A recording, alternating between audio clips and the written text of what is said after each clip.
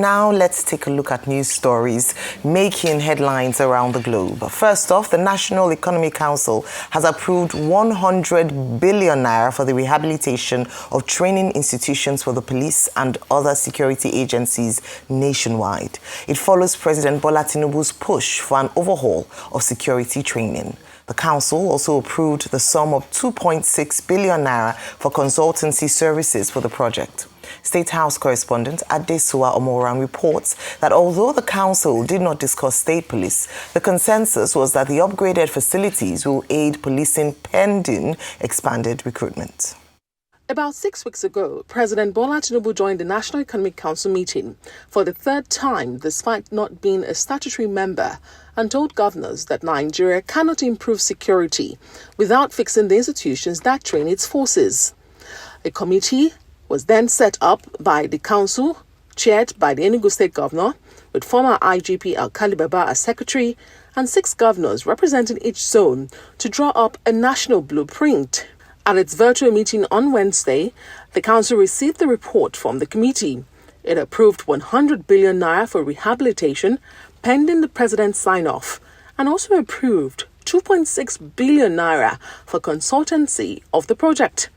Today we submitted an update where essentially we demanded from council, because in order to achieve or accomplish that task, we engaged some consultants, and those consultants have presented us with a proposal of 2.6 billion in order for them to develop detailed engineering plan and also work program with timelines for the refurbishment of these training institutions, particularly cost estimates. I'm happy to report that the council resolved to approve, subject to the president, subject to consultation with the president, approve the request of 100 billion naira for refurbishment of these training institutions across our country. The approval comes on the heels of President Tinubu's earlier directive for police recruitment to be increased by 50,000 personnel.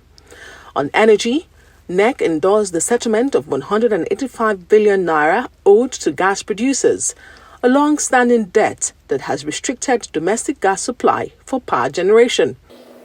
Council commended the initiative and effort of the committee giving Nigerian status as a largely gas nation, and therefore approve the committee's prayer to, among other things, concur with the President Bola approve the payment of the outstanding obligations to the tune of 106 billion naira to gas producers in order to ensure improved supply of gas for domestic production in Nigeria. Vice President Shettima urges governors to ensure that ongoing economic reforms at the sub-national level translate into real improvements for citizens. Distinguished ladies and gentlemen, our work today is a demonstration that governance is meaningful only when it improves the lives of the people. Our task is not to admire problems, but to solve them. Council also reviewed the country's financial accounts and progress in eliminating the polio virus, with northern states improving but still needing better access to remote communities. All eyes now turn to the president's approval, but more importantly, whether the refurbishment of these training institutions and the expanded recruitment of police can deliver a more efficient, people-focused police force that is capable of responding to evolving security threats. From the presidential villa, Adesua Omoran, Arise News. Well, Nigeria's Minister of Defense designate General Christopher Musa, retired, is talking tough and already warning strongly against negotiating with terrorists across the country. Speaking during his screening and confirmation by the Senate, Musa explained that the idea of negotiating with terrorists and paying ransom compromises Nigeria's security while assuring the nation that the country has what it takes to win the war against terrorism. Arise correspondent Omo Bazwaye tells us more. Barely a month after he was retired, General Christopher Musa walks into the Senate to be confirmed as Nigeria's new Minister of Defense. His nomination by President Bola Tinubu comes as Nigeria faces its toughest security challenge yet in almost 2 decades. With nearly 30 years of military experience, Musa believes Nigeria can win the war, but states the Nigerians must be united and determined enough to confront their common enemy. The important thing is for us to take the ownership of the challenges confronting our dear nation. These are things that we can't defeat. We can't win this war. But until we are deliberate about it, until the way we are determined, knowing that we are brothers and sisters, and God has a purpose, putting us here together, is not to destroy ourselves, but to build ourselves up. And that's, for me, the most important aspect, that all Nigerians must put hands together to defeat the enemy. Musa's appointment has been widely applauded, considered by many as one of the key persons in the country with the right solutions to Nigeria's security challenges. First and foremost, I want to most sincerely thank Mr. President for this nomination, because this nomination is a nomination that is a square peg in a square hole, having regard to the tremendous contributions that the nominee has made as an officer of the armed forces of the Federal Republic of Nigeria towards defending the territorial integrity of this country. I just want to tell you that we expect so much from you. This country is passing through a grave situation. Musa vows to go all out after the terrorists, and in doing so, cut off their finances, which includes illegal mining activities. We must stop ransom payments. And in doing that, sir, even when ransoms are being paid, some other, because people want to do that, we can track the money is being paid and where does the money come from. But for a moment, the Senate screening was slightly disrupted after Senator Sani Musa requested that the military veteran should be allowed to go. Have you noticed that at that entrance there's a lot of noise? The endless noise forced a visibly angry president of the Senate, Godswill Akpabio, to his feet in a symbolic parliamentary practice to restore the sanctity of the Senate. This is not a period we should say bow and go. Even Donald Trump is on our neck. We have not yet asked him what his response will be to Donald Trump, the president of America. He is not just anybody. Chief of Defense Staff, a nominee for a Minister of Defense of a country, and you stand up and say you should take a bow and go, with so many questions on the mouth of Nigerians, with over 200 Nigerian children in the bush, kidnapped and being tortured.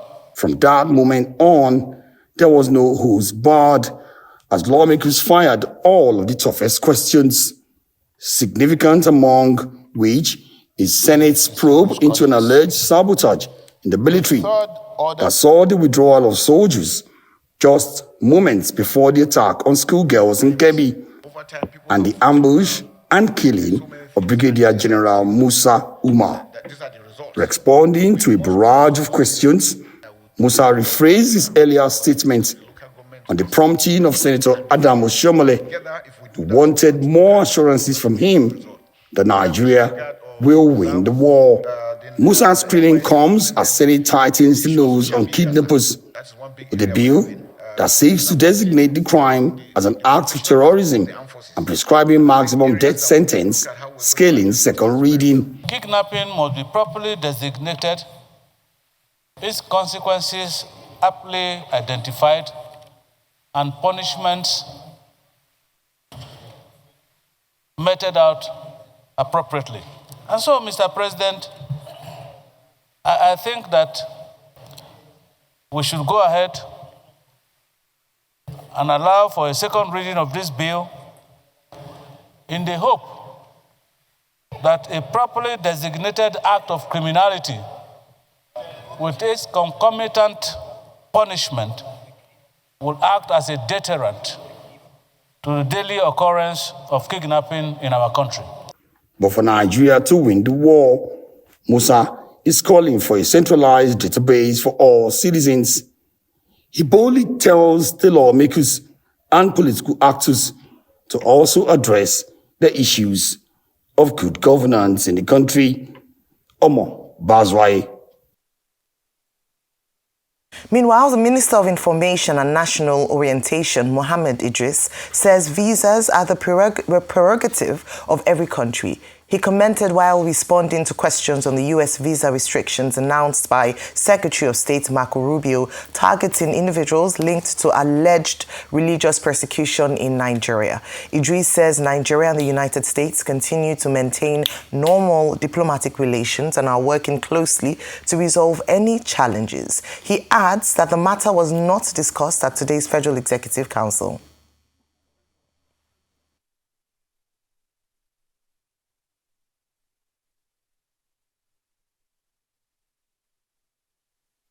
Issues of visa are prerogatives of every nation. I mean, the American government or any other government, Nigerian government, anybody, any country has its own visa policy, which it reviews from time to time. Maybe you're asking that question, having the background of the recent tensions that we have had. Let me say that government to government, Nigeria and the United States are still working closely to find solutions wherever we have some challenges to be addressed. And the government of Nigeria is committed, is open, and is engaging the United States to sort out whatever areas there are to be sorted out in terms of some of those diplomatic tensions that have been created. But we still have normal diplomatic relations between Nigeria and the United States, and we are working perfectly together to ensure that we continue to advance the mutual interest of both countries.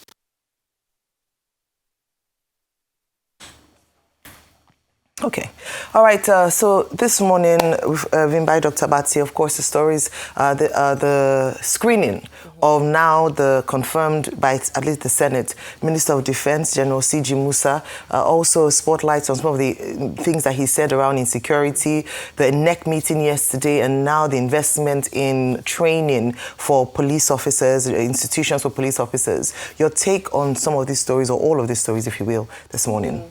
All right, well, very quickly, we'll begin by congratulating the Minister of Defense designate until he, of course, takes his oath of office. And in what was a very robust 3-hour grilling session that took place in the Senate yesterday, it almost didn't hold as some senators wanted him to take a bow. And, we commend the Senate President for his leadership in that moment in saying that this grilling must happen. Although some people will say that, oh, is it Trump he's worried about? Shouldn't he be saying, he did refer to Nigerians are waiting for responses, but, even Trump, Trump as a factor, many people felt that there should have been more of an emphasis of accountability from Nigerians. But that's neither here nor there. The grilling still took place, and it was extremely detailed.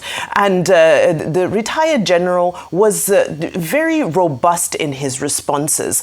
We can't go into all of them, but some of the major takeaways for me were, of course, his emphasis on ransom and negotiation with bandits. And with the developments that have just happened in the National Assembly, we hope that a more robust policy can now be made around government's position with regards to negotiating with bandits. Because, of course, we know payment of ransom is illegal. And, of course, de facto, one would assume that negotiating with bandits would also be illegal. But I think there needs to be more detailed legislation, as had been prescribed by the National Assembly in recent times, to ensure that that piece of legislation is more detailed with regards to the negotiation with bandits, which is something that has been lingering in the public space with the recent developments. Now, the other key takeaway for me was around budget and funding, because he spoke up in detail about the fact that, just for example, one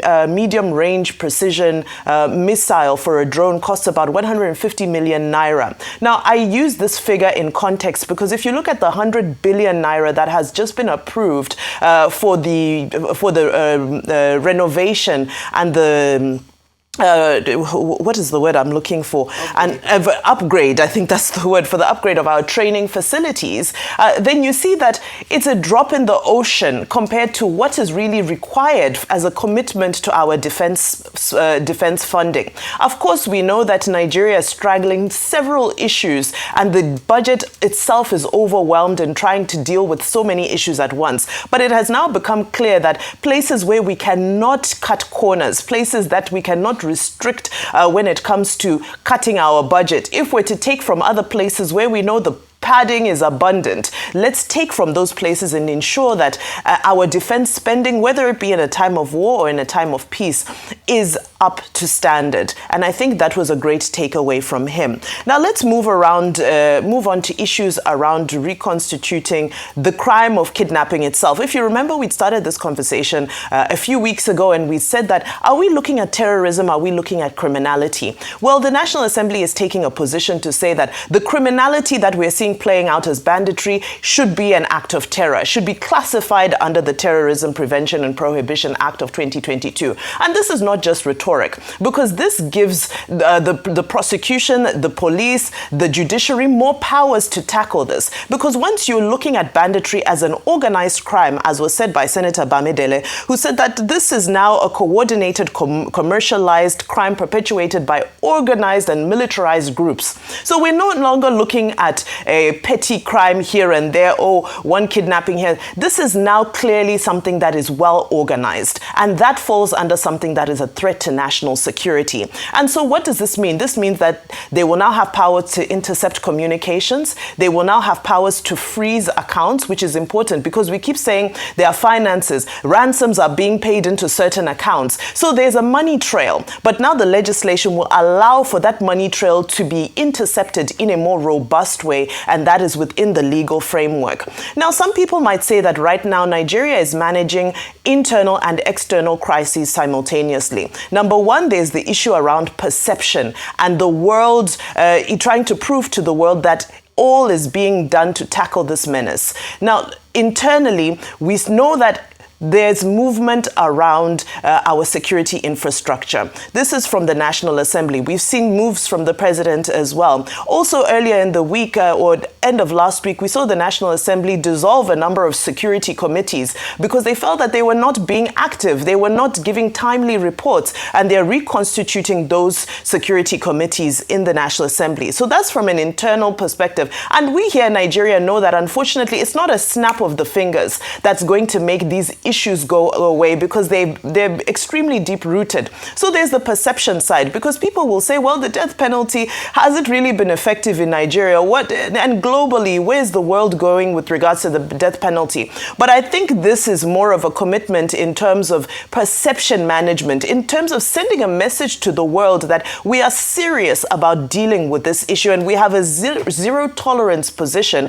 with regards to this criminality, this menace of banditry that we are now considering an act of terrorism, of course, until it goes through the final procedures to its final approval. But the National Assembly has stood in unanimity on this, and I think that is a step in the right direction. Okay, the question to ask is, why would the Senate of the Federal Republic of Nigeria say that there should be death penalty for banditry, hostage-taking, kidnapping, and other related offenses? They were proposing that the Terrorism Prevention and Prohibition Act should be amended. Now, when the matter was put to vote for a second reading, the response was unanimous. Nobody objected to it. And so the explanation for this, for that unanimous response, would seem to be that, look, when you have hostage-taking, you have kidnapping, you have banditry, classified as terrorist acts, it means that the senators have recognized that, look, this in itself borders on the territory of treason, because the disruption that we have is not just against the individuals that are kidnapped. There are crimes against the state, bordering on, treason, high treason, economic treason.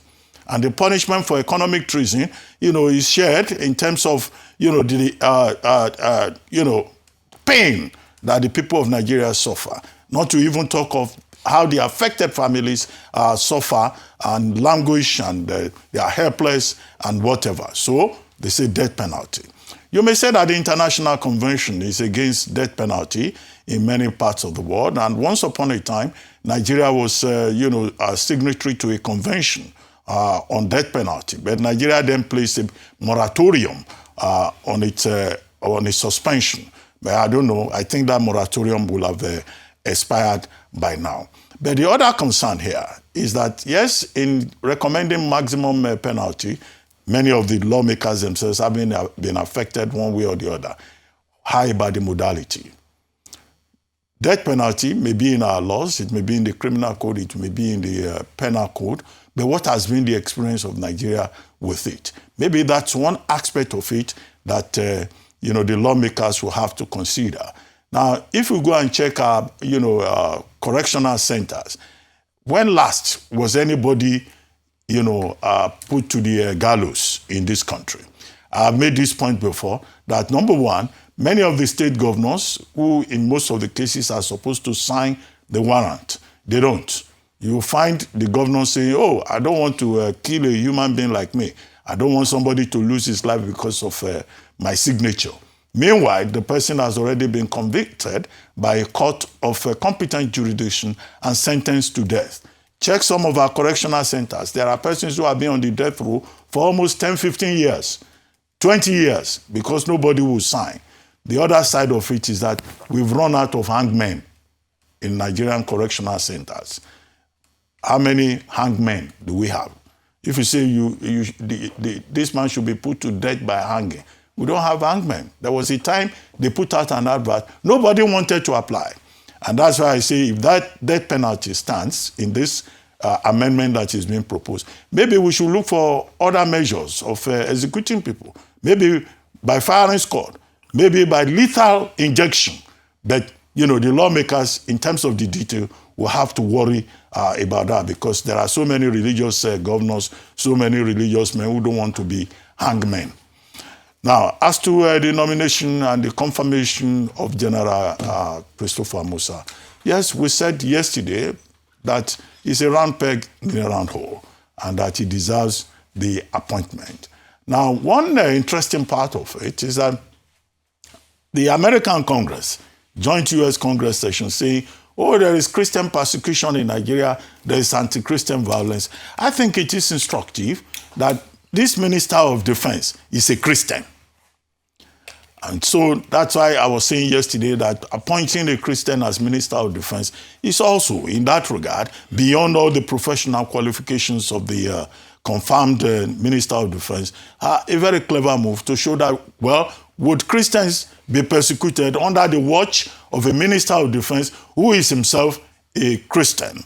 But as to the points made by General Musa during the interrogation, well, he made it clear that collaboration is good. By this, I imagine that it means interagency collaboration, which is usually, a sore point in the security system in Nigeria. And he said, no negotiation with bandits. Because these bandits, when you negotiate with them, I quote him directly now, they simply buy time to go and get more arms and ammunition, and then they relaunch. And that's why the problem has been there. Okay, so we saw that clearly during the Buhari administration. Funding.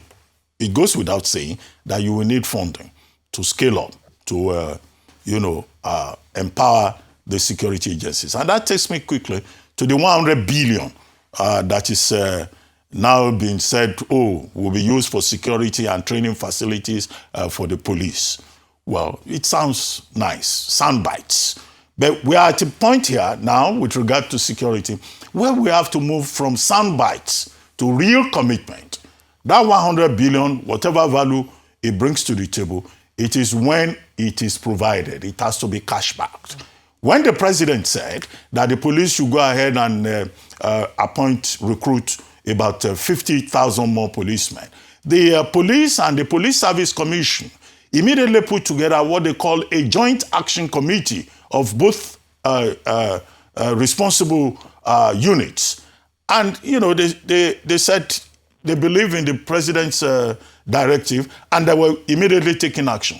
But no matter how committed the Nigeria Police Force and the Police Service Commission may be, it's only when they see the money that they can function. The president also directed the Department of State Services to recruit forest guards. Now, those forest guards, they will also need training. Now, if you look at the training facilities that we have, maybe apart from the NDA, which is an elite training facility, you visit some of the police colleges.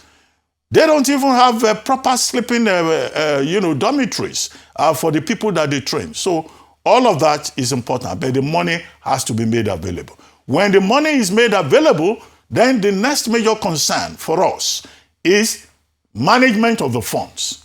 Transparency and accountability in the management of those funds. I'm sure it was Senator Shiomole who once raised that concern and said there should be a proper audit of security funding. That will be the next challenge. And we expect that the persons that are involved, either as units or agencies collaborating, will not be more interested in sharing the money. They will be more interested in spending that money to upgrade the facilities. But first, cash backing is important. It's not enough to quote figures. Many of the ministries of government, they are not functioning because they are not properly cash backed.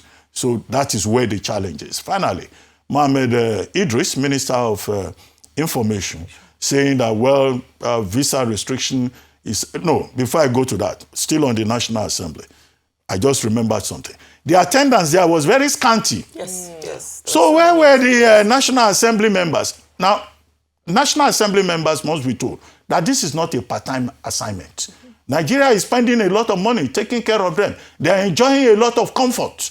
The minimum that they can do for Nigerians is to be present when important issues are being discussed. Someone was saying, maybe they went to screen ambassadors. How many are the members in the ministry or in the Foreign Affairs Committee that, attendance was scanty? And then that's Senator Sani Musa from Niger East saying that General Musa should just take a bow. What kind of sycophantic intervention is that? Or maybe it's a namesake intervention, Musa. So he probably thinks in his simple-mindedness that, the other Musa should not be interrogated. But I think that the Senate President saved the day. Yes. Now, quickly, as for the visa restriction by the U.S., the Minister of Information was spot on. It's at the prerogative of the issuing officer, the consular section of the embassy. The part of it that I find curious is that they are talking about persons who are persecuting Christians in Nigeria. How do you identify such persons who you claim are persecuting Christians? How do you decide, for example, Benue, Plateau, Southern Kaduna, that this person is persecuting Christians? Whereas the issue there, as has been pointed out severally, is far more complex. It's even about land. It's about resource control, as different from what you will find perhaps, in some other parts of the country. I think, we need to keep engaging the Americans, as the minister pointed out. After all, the president has set up a Nigeria-US working group led by the National Security Advisor, and we have strong bilateral relations with the United States. So engagement is the whole idea. And people who are not given visa, it may not be because of religion. It may just be because they do not qualify. And let's know that it's at the prerogative of the United States to determine who gets its visas. All right, let me start off with the police and the announcement following the NEC meeting yesterday that there would be 100 billion naira investment in training institutions across the country. There are over 25 institutions for trainings at different levels, whether it be the police colleges, special tactical colleges at different levels. And so you can understand why there's a scrutiny around the amount of money that's been allocated. However, in terms of a move in the right direction, definitely welcome. I'll come to that a bit more later when I talk about, governors and their responsibility when it comes to tackling insecurity. But let me first of all highlight some of the key directions or areas that the president has taken since this key attention, renewed energy, renewed attention on insecurity and tackling insecurity, especially with regards to the police, who are responsible for internal security. The first is that we know that he had asked for more recruitment into the police force. This is addressing one of the key concerns around the police and security forces, whereby we do not have enough boots on ground, we do not have enough personnel. And the personnel that are available are then dispersed to do jobs around, securing private citizens, whether politically exposed or VIP citizens. Again, in that direction, what he's done is that he's called or ordered a withdrawal of policemen from protecting these officers and asked that the NSCDC or perhaps even some of them resort to private security firms for their security. Also now, moving on to the upgrade of the institutions. I chronicle these moves because when we talk about the government response, political will, it's important to note and highlight some of the things that have done, and it demonstrates a seriousness by this administration in tackling insecurity once and for all, and not just paying lip service to it. I remember, Dr. Abati, when this news came out, you had actually asked them about being, money, you can make all these announcements in recruitment, but would you put money behind it? Well, it seems like announcing a specific amount going towards institutions means that they are actually looking to put their money where their mouth is. But beyond this, questions have been asked, and I think Adesua raised that question in her report, that would this be enough to tackle the issue around the police as a force to tackle insecurity in Nigeria? Some people have also raised the concern around welfare. Whether you like it or not, if we do not cater to the welfare of the police force, then we will continue to invest in institutions, withdraw them from, VIPs and politically exposed people. We will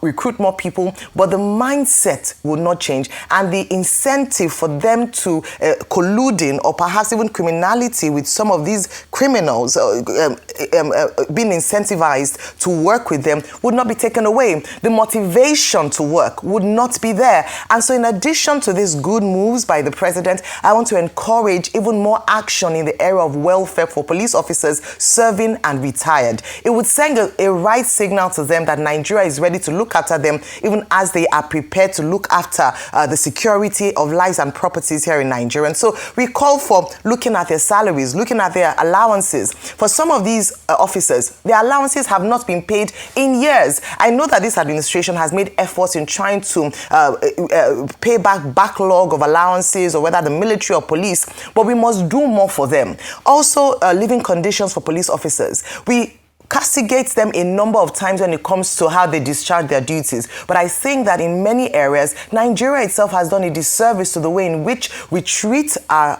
police officers and how we uphold their dignity, to even give them the proper mindset and put them in a right mind frame to do their duties. So in addition to all this, I'm calling for police welfare. Now, in terms of taking responsibility, the chairman of the ad hoc committee set up by NEC to assess the state of police institutions across the country, which recommended this 100 billion naira investment, is the governor of Enugu State.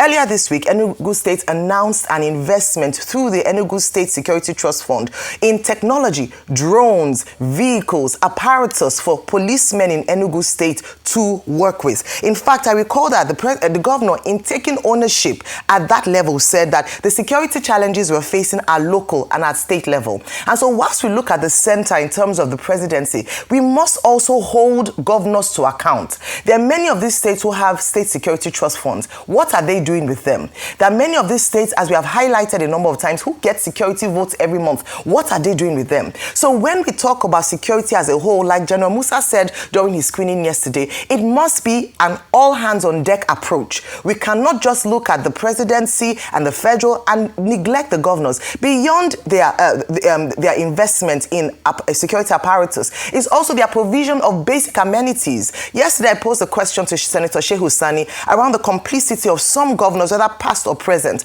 around their failure to provide proper governance and amenities, social infrastructure for their citizens, enabling an enticement into crime and criminality. And, well, I don't think he was able to answer that question properly. I think it's high time the governors took responsibility and actually do what they were elected to do, so that people have infrastructure, we have education at state level, we have reduction of poverty. And so whilst we speak and look at the presidency, we must also include the state governors in this conversation and ask what are they doing in their individual states, in their own capacity, before the advent, or if it does happen, of state police, to ensure the lives and security of their people. On to General Musa, I'll end on this note. He said a number of good things, and we know that when it comes to speaking and promises, in the Nigerian context, it's very easy.